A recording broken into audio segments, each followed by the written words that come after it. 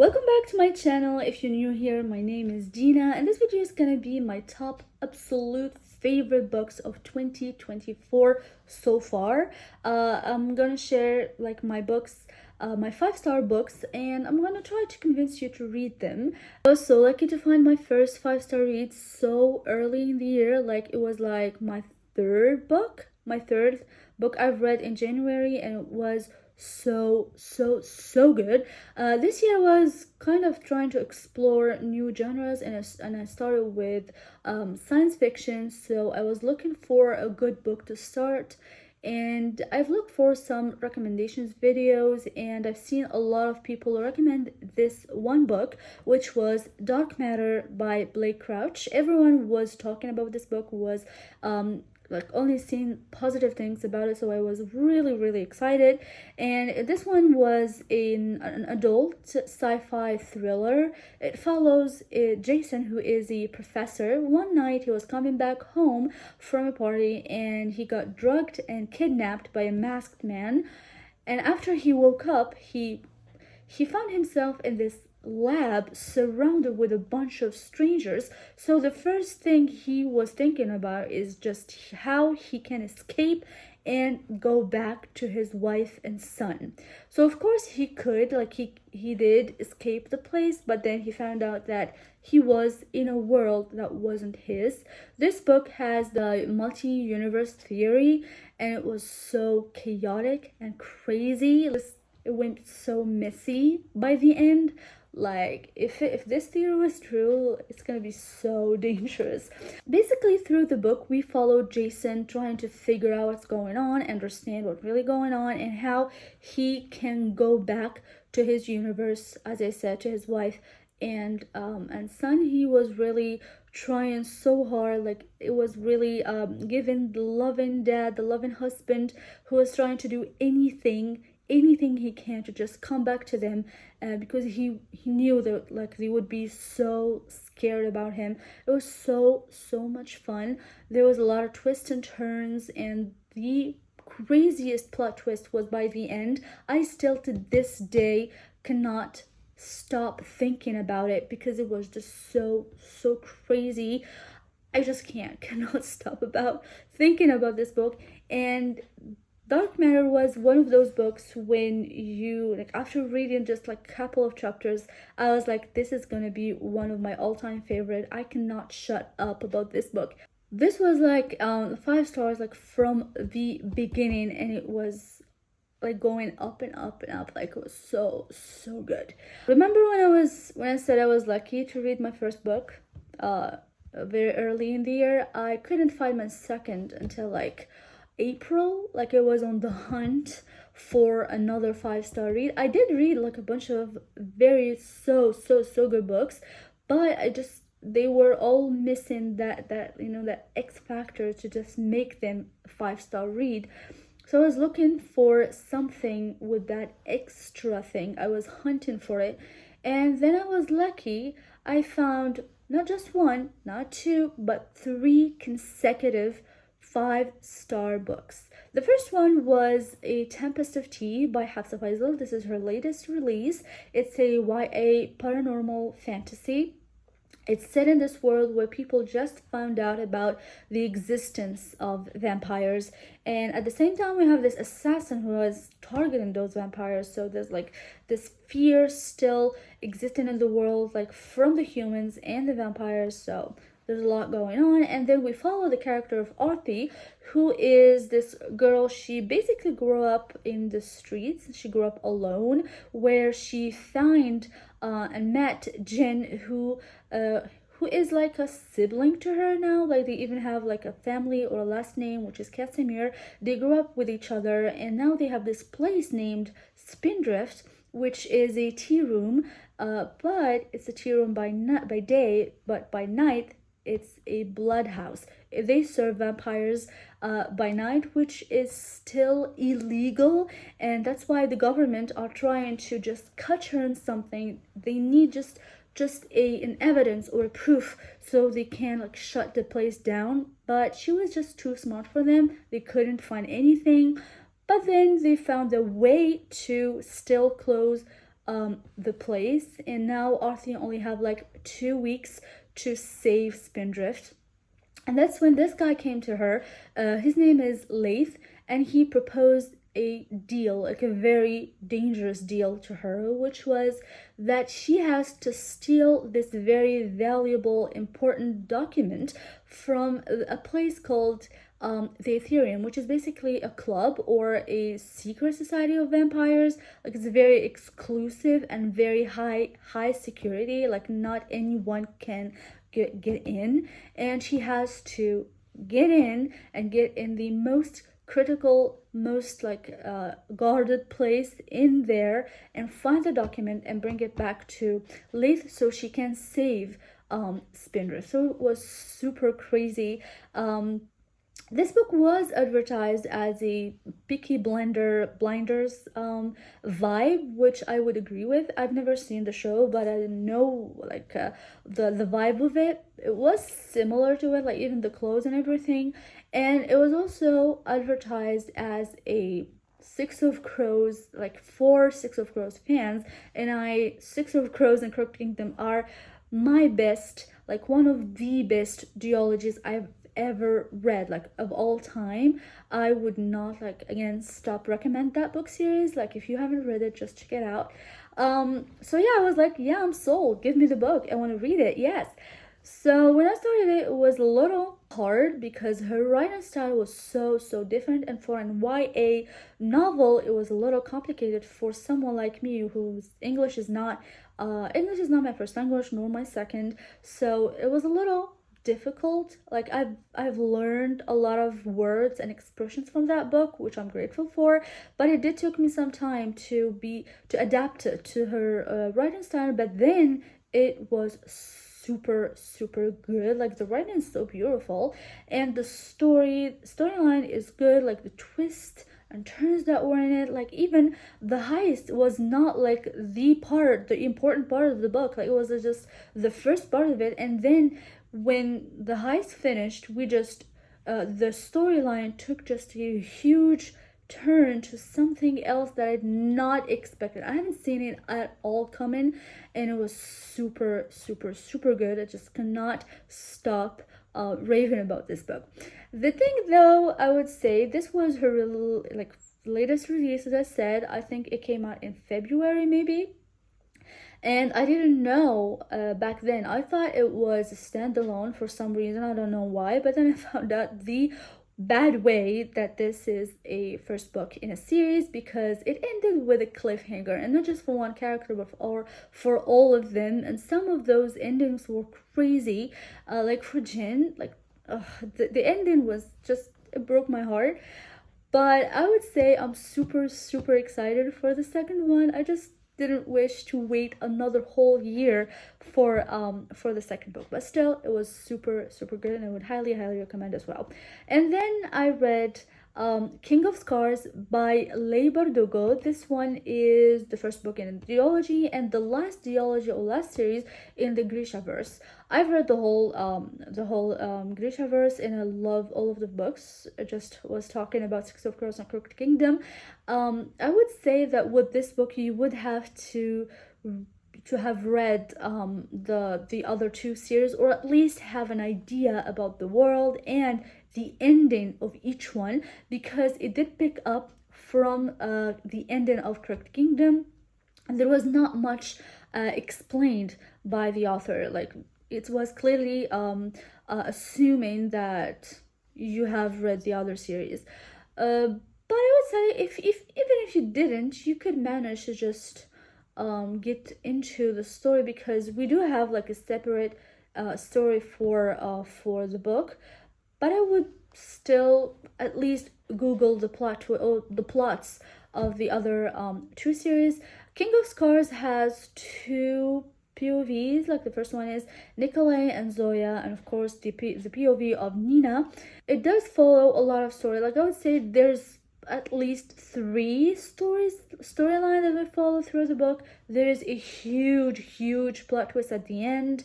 There was a lot of emotional parts. I even cried. Like, I don't even cry in books, but this one was just made me so emotional. And there's some part with Nikolai and with Nina, it was just too much, but I loved it. Like, to this point, I those characters to me are real people, because I've, as I said, read all the books and I've watched the show. So in my head, when I read about those characters, I always picture the actors from the show, and to me, like, at this point, they are real people, and I just sympathize with them, and it was just so much fun, to be honest. I loved King of Scars.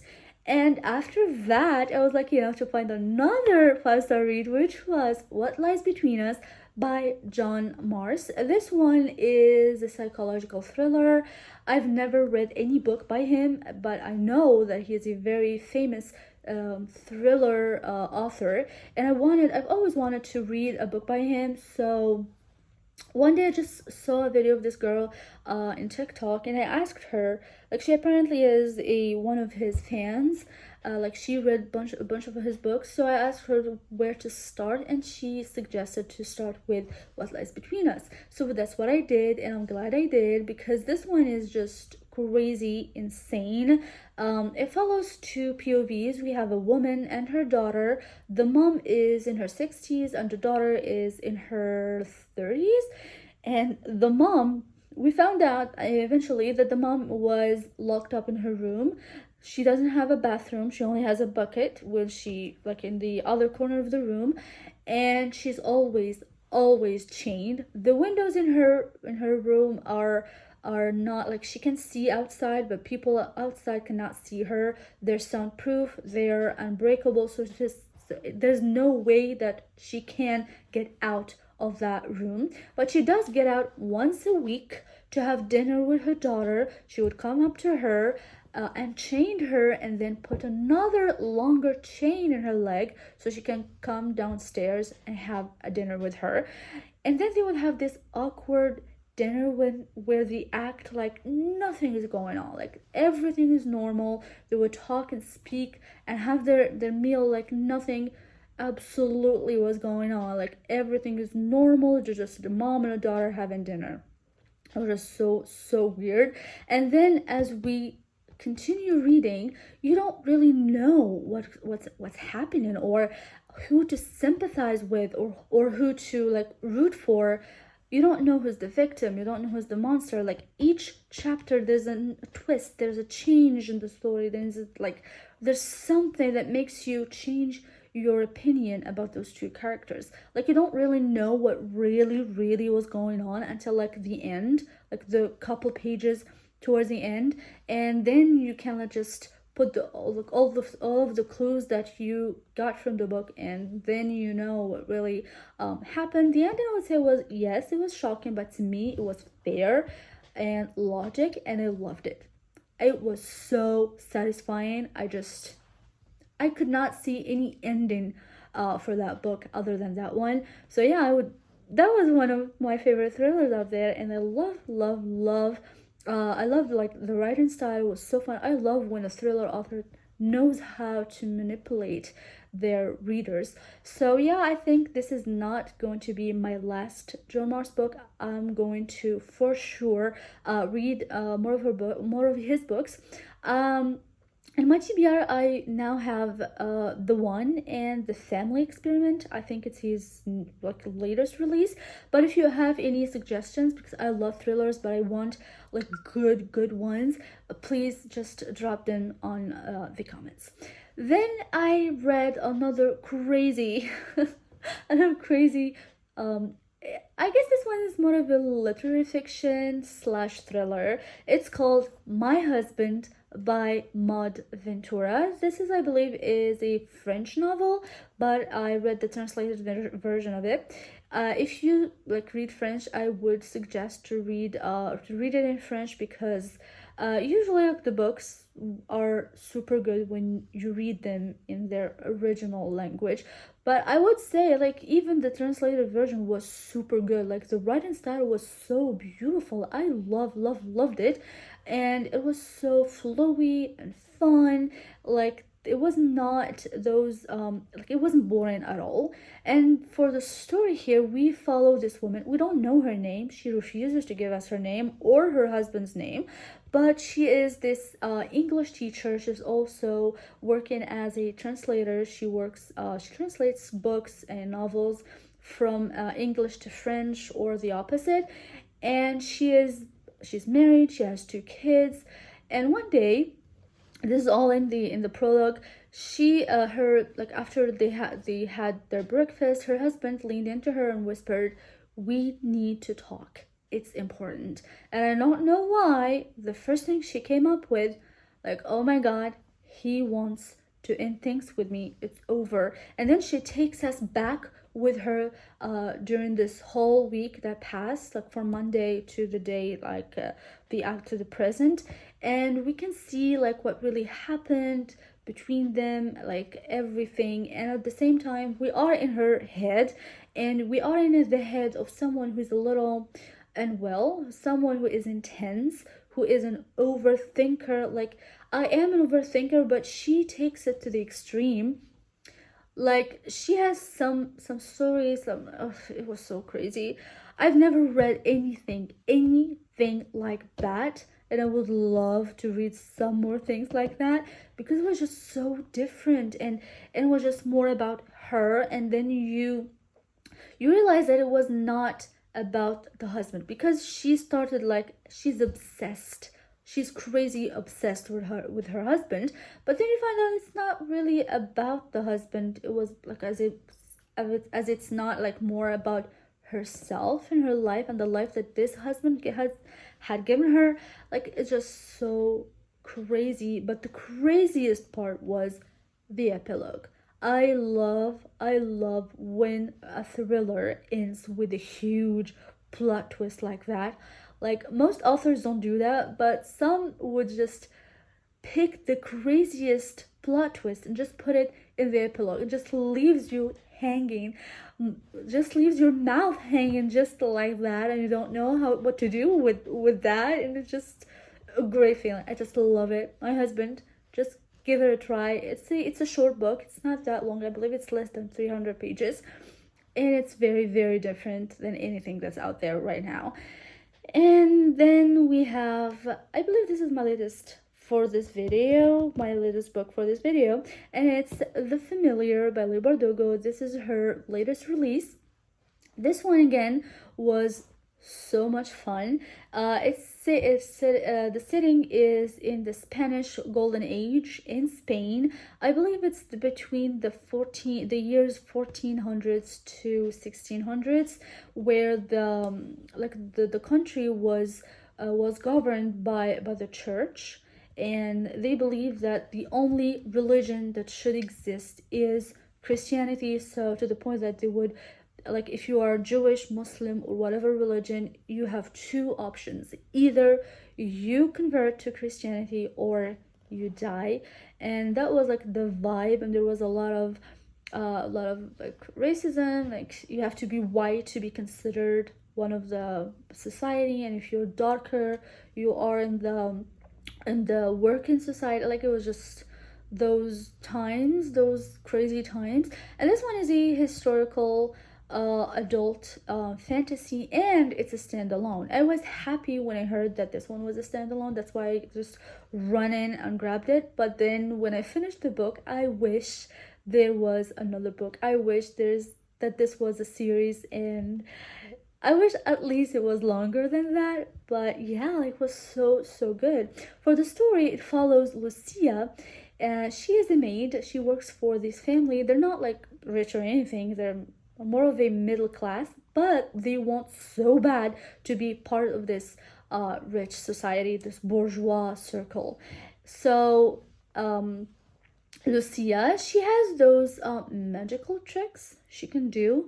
For example, if the bread burns, she can make it unburned. If she broke a glass or something, she can make it whole again. So one day, Valentina, her patron, find out that Lucia can do stuff like that. So that's when she was like, okay, this is my way to the rich circle. So she started making those dinner parties. She doesn't even have the money for them. Like, they would eat beans the whole week so they can save up for those parties, and they would invite those people, those rich families, and present them Lucia to, like, they would ask her to do a number for him, an entertaining number. And of course the word got out, and this guy, his name is Victor, found out about it. Victor is known as the luckiest man in Madrid, or luckiest man in Spain. There was a reason for that. And Victor decided to take Lucia and participate with her in this huge competition that was thrown by another guy's name, Antonio Perez. He used to be the king's secretary, but then there was some problem that happened, and now he wants to do this competition, take the champion and gift it to the king of Spain. So that's why Victor wanted to participate with Lucia, and he assigned his men Santangel, which he is our love interest, to help her and train her, because she has no idea about her powers or what she can do with them. Apparently she's very, like, crazy strong. Okay. And Santangel, it was this, like, they refer to him as a creature, like, we don't know if he's a human or not. And it was also known by the Scorpio, hence the scorpion in the cover. So yeah, I don't want to say much, but this book was crazy. Like, the same as all of Leigh Bardugo's books. Like, you have those couple chapters at the beginning, like, you just seem, when you read them, they just seem like nothing, that you're lost, that nothing is going on. But then the book just picks up. And in this one, because it was a standalone, like, the pace of the events was so fast and so entertaining. It was so good. And also the writing was so different from her other books, because we do have, like, different POVs in this one as well, but the chapters were just numbered, and inside of each chapter you have multiple POVs, and there was no, like, oh no, Lucia's talking or Valentina's talking. It wasn't like that. It would just switch POVs just like that. But because it was written so well, you can figure who's talking.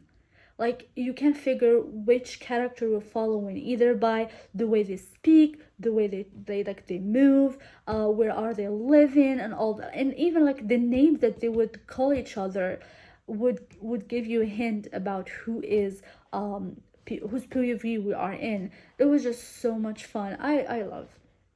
I know I said this multiple times in this video, but this the Familiar was one of my favorite books. Like, I would say, if I would pick my top 3, maybe it would be The Familiar, My Husband, and Dark Matter, because those are such a huge different styles that I've read, and there was just such different books, and the storylines were so like surprising. The ending, everything was so good. If you just wanna read just one of those books, I would be so happy. Just those 3. Just try those 3 for me, please. Okay, that's all I have for you in this video, and I hope you guys liked it. If you do, please leave a like or a comment, subscribe, and see you in the next one.